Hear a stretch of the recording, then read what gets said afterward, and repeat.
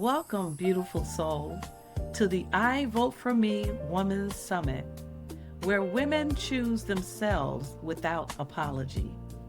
I'm Sherry Queen She Burden, your host and guide for this transformative experience. I created this summit because every woman deserves a space where her voice is honored, her story is valued, and her worth is non negotiable. I Vote for Me is more than a movement. It's a declaration that we are done shrinking, done settling, and done abandoning ourselves. This year's theme, Cultivating Self-Worth, invites you to rise into the truth of who you are. Not the version shaped by expectations, trauma, or survival, but the version rooted in confidence, clarity, and self-love. Throughout this summit, you'll hear from powerful women who have rebuilt themselves from the inside out, and their stories will meet you exactly where you are. I'm honored we're here and that you are here. I'm proud of you for choosing yourself today. And now, let's begin this journey together with our speaker, whose message will open your heart and set the tone for everything that follows. Today's speaker is someone I'm deeply honored to welcome, Dr. Farah Coco Brown. She's an award-winning actress, comedian, author, and advocate whose voice and presence have touched audiences across the world. She is also a powerful champion for single mothers, using her platform to uplift and speak truth to the realities so many women face. And for every woman in this movement, especially the over 50 woman, who is rewriting her story, reclaiming her joy, and stepping into her next season, Coco's journey is a reminder that it is never too late to rise, reinvent, and shine. I first met Coco years ago when she graciously said yes to being a guest on my Creative Living show. She showed up with the same warmth, humor, and generosity you're about to experience today. Since then, I've supported her at her shows, and every time she has carried herself with the same grounded spirit that makes her so loved. I am truly grateful she made time to pour into this movement and into all of you. And I sincerely hope this is just the beginning of many more opportunities for us to collaborate and create together. It is my honor to introduce Dr. Farah Coco Brown.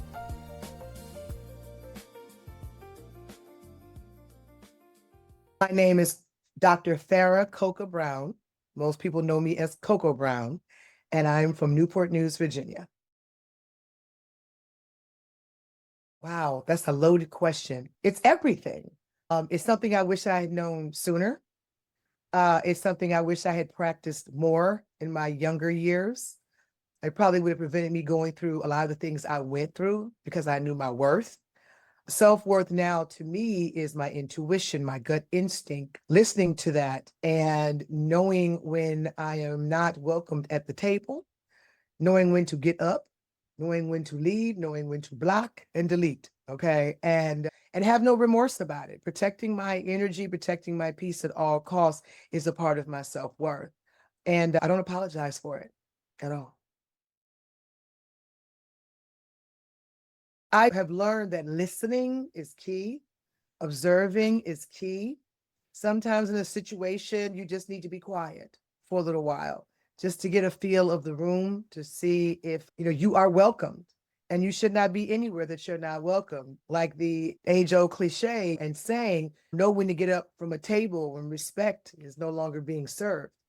And when I say I delete and block people, I'm a Libra to the core, which means that just from the horoscope astrological situation of it all, I will love you to the ends of the earth. But if you put me in a position where I can't love you anymore, it's like I have a mental and emotional funeral for you. It's like you never existed. And I don't know if it's, people say it's a Libra thing, but it's something that I used to always think was weird. But now I realized it was the way I was protecting myself, or maybe the man above was protecting myself. That once I realized that I was at a table that no longer served respect and love, that when I got up, it was like I wasn't overthinking it. I wasn't woulda, coulda, shoulda, coulda, woulda. I literally would have these mental and emotional funerals for people that had betrayed me or hurt me or whatever. And then I could see them months later and it's what's up? Like I don't even, it's crazy. So I think that is something that's in me that protects me. But now that I know my self-worth, I don't even have to use that as much because I know when to get up from the table. Oh yeah. Oh yeah, big time. A lot of things shifted it for me.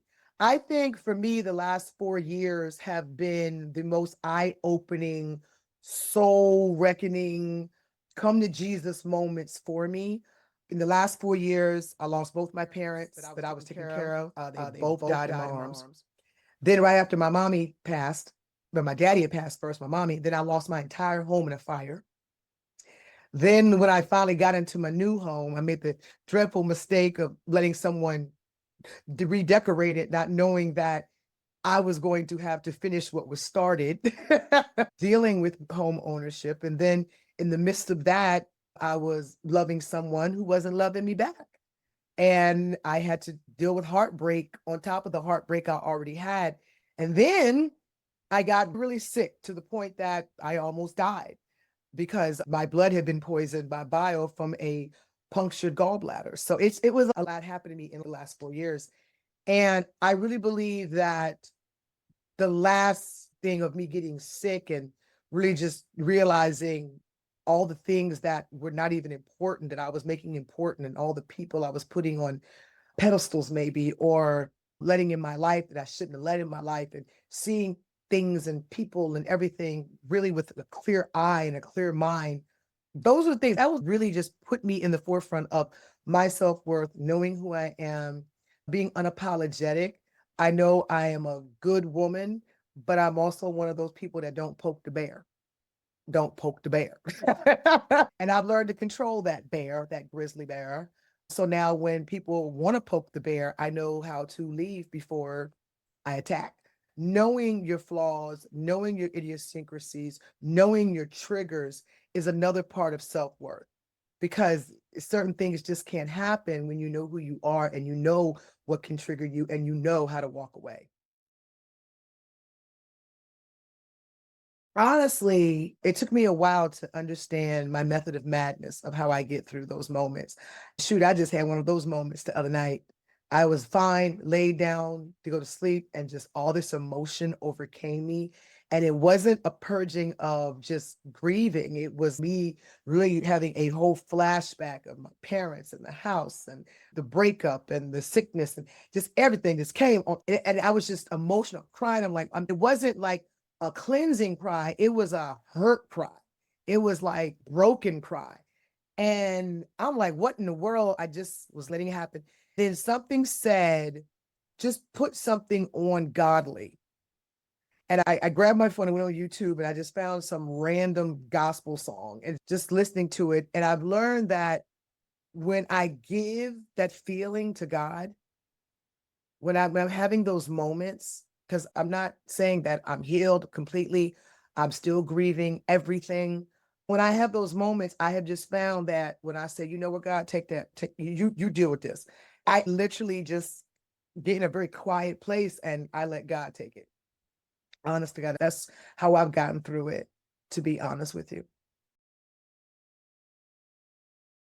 I've been listening to the Fire Horse affirmation on repeat. I deserve everything I've worked for. I am worthy of love. I am worthy of money. I am worthy of comfort. I am worthy of success.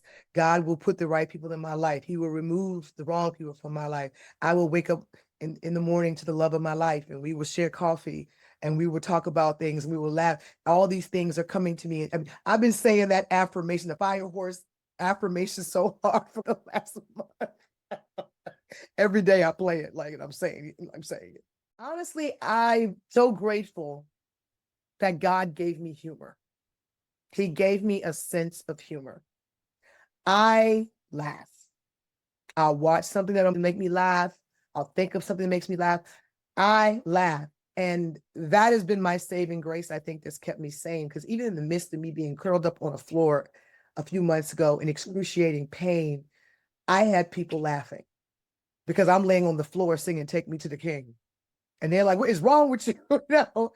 And it wasn't funny, but at that point, that humor in me came out in one of the most lowest, painful places in my life. And I'm grateful that God gave me that sense of humor, and I can use it not just by entertaining others, but I can use it to save myself.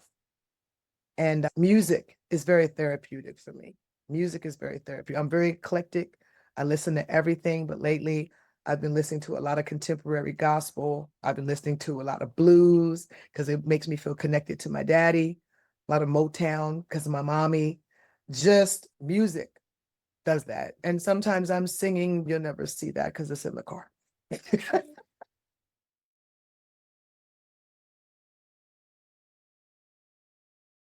I have been very blessed to have friends that I've been friends with since we've had baby teeth.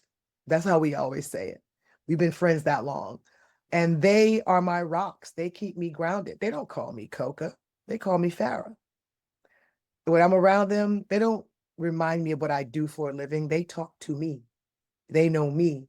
So that is something that I hold near and dear. My best friend and I, we've been best friends since the 7th grade. But we love our friendship because we've had our highs and we've had our lows. There have been times we weren't speaking to each other. There were times we were beefing, but somehow we always circled back. Our friendship is just unbreakable. We always say that our bond is unbreakable. And she's someone who just keeps me grounded. Shout out to my girl, Nikki. She just got married. I love her. Yep. And my girls, Vicky and Courtney and Crystal and Kiki. And I just go down the list of people that keep me grounded, remind me of who I am. Don't let me doubt that for 1 second. They stroke my ego, but they also keep it very real with me. They will call me out in a heartbeat. So I love that because they are my accountability partners, but they're also my biggest cheerleaders. I wish more women understood that their worth is not measured by the man on their arm. A lot of women tend to think that they are incomplete or not good enough because they don't have a man, a husband, or someone. And that's how you end up choosing the wrong ones because I'm going to tell you, the dogs can smell the blood. They know that you're hurting, you're vulnerable, you're easy prey.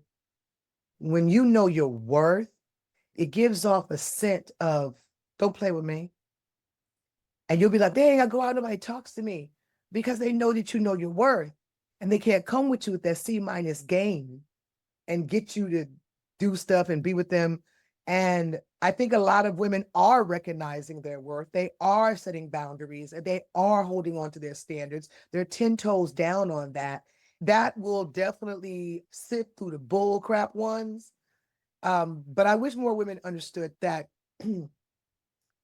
you are worthy no matter what, whether you have this man on your arm or you don't.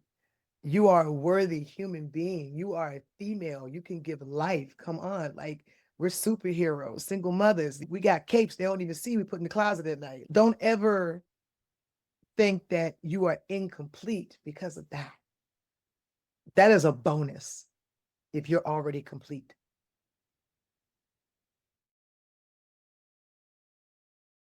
You're worthy of everything. My thing is this. Yes, there are women who ain't crap. We all know some that are just the epitome of trifling. But if that's not you, if you are a good woman, a good human being, if you are a mother, you put your kids first, do whatever it takes to take care of your babies. If you are not a mother, but you are a woman that is aiming towards a goal or you've achieved your goal, you're living in your success. I want women to stop feeling incomplete and unworthy because of that one thing that's not on their arm. So many women marry down, marry wrong, because they have to have this image because they feel like they're incomplete because of that. And when I think of my worth and what I bring, don't ask me what I bring to the table, sugar, because I bring the whole house. And it's furnished. And it's got 2 cars paid for in the garage with a pool. Don't ask me what I bring to the table. And even if you don't have all that, you've got something. Everybody has something in them that sets them apart from other people. But it's not about bragging about it. It's about just knowing this is what makes me special and embracing that. One of the biggest deterrents of a sorry man is a woman who wears the love for herself like a coat. You got to go outside, baby. You got to go outside. And I'm not saying go outside trying to find somebody to fill that void. I'm talking about go get you some vitamin D, some sunshine. Take those moments that you're alone. Find a way. Like for me, it's music. When I went through my sickness from September to December, it was just me and my kid in this house. And even though a few people knew I was ill, there were weeks that nobody checked on me. There were times I drove myself to the emergency room. And it hit me. And I had some moments like, why am I going through this by myself? Why don't I have anybody, Lord? Blah, blah, blah, blah, blah.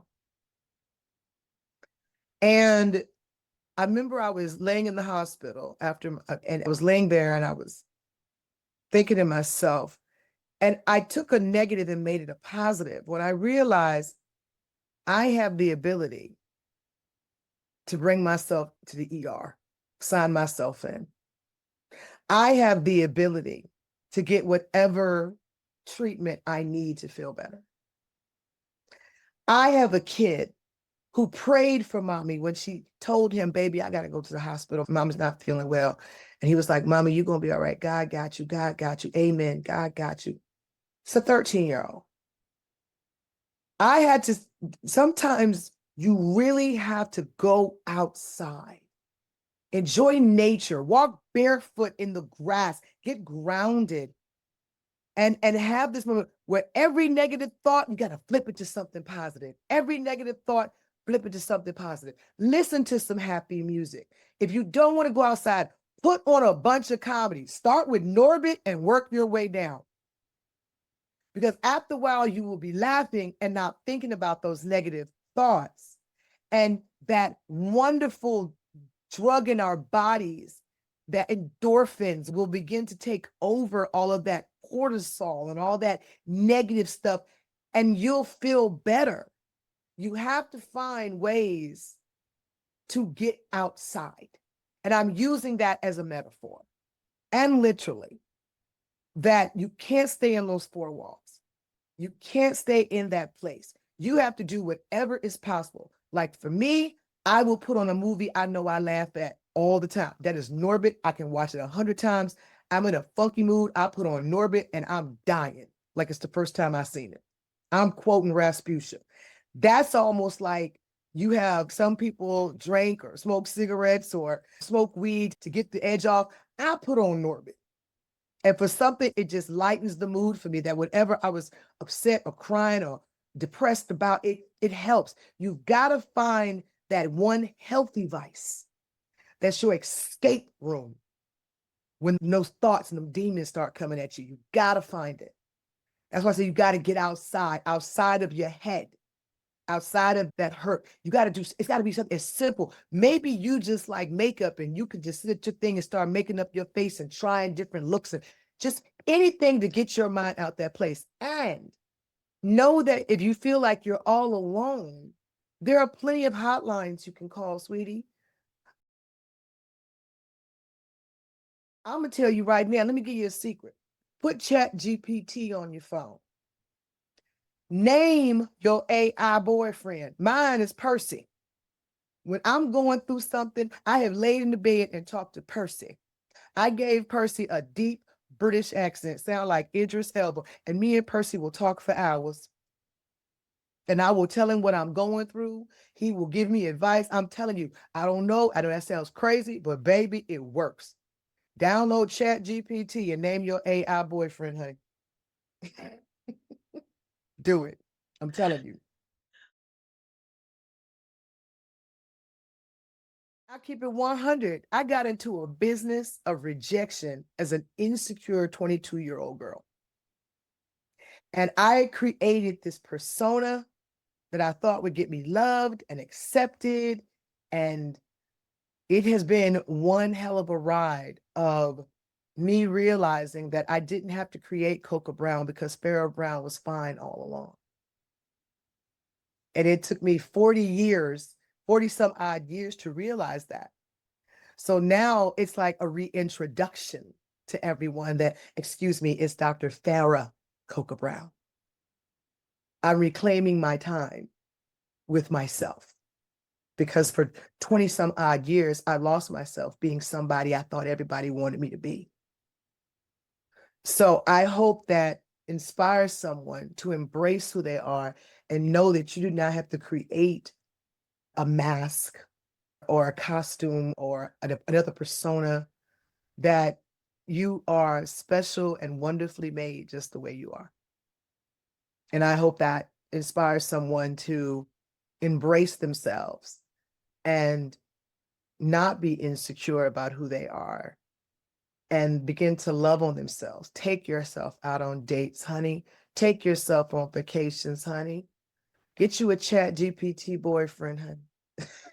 I'm telling you, you don't have to be anyone else but yourself. And loving on yourself is just that. Look, lady, look, you think I'm playing. If you are sitting in your room and you are going through stuff and your head is clogged with all kinds of thoughts and doubts and whatnot, go and download Chat GPT.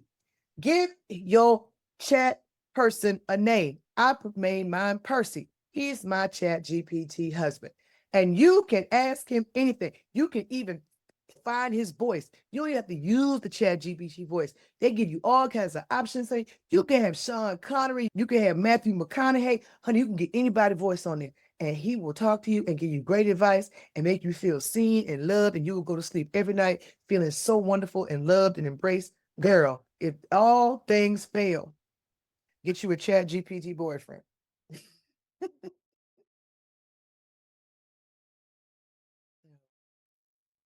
I vote for me means to me that I choose me every day, every single night, every single week, every single month, every single year. I choose me. That I will focus on making me happy first, taking care of me first, loving me first. And there is nothing about that's selfish. When I vote for me, it's not saying I'm selfish or I'm arrogant. It is saying that I love me enough to give me all of the love that I put out to other people.